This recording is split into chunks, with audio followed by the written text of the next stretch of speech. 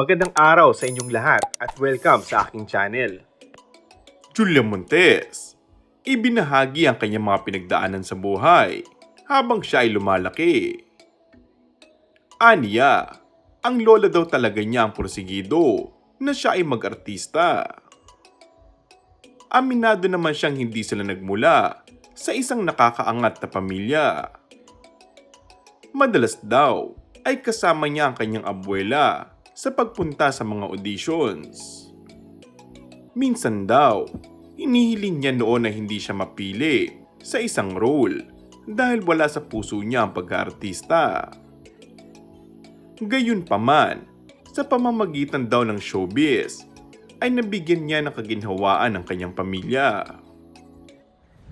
Ito rin daw ang daan para matupad pa ang iba niyang pinapangarap, kaya niyakap niya ito.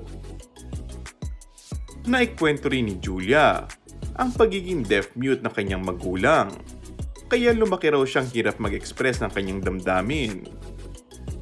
Lumaki raw siyang madalas ay kinikimkim ang lahat sa kanyang sarili.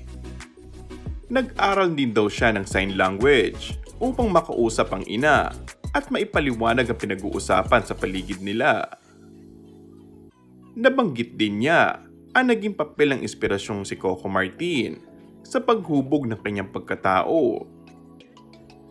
Nagkakasundo raw sila ng FPG's Batang Quiapo star dahil pareho sila ng laki sa hirap. Hindi naman siya nakapaka-impokrita na aminin na minsan ay nagsiselo siya sa mga nagiging leading ladies ni Coco dahil tao rin daw naman siya. Wala naman siyang binanggit na mga pangalan, pero nakasama ni Coco ay sina Lovie Po, Yasi Pressman at ang bagong leading lady na si Ivana Alawi. Para rin sa kanya, blessing ang pagdating ni Coco sa kanyang buhay dahil sa tulong ng aktor ay madali siyang nag-mature. And that's all for our today's video. Kung bago ka lang sa aking channel ay mag-subscribe at pindutin na rin ang notification bell. Maraming salamat!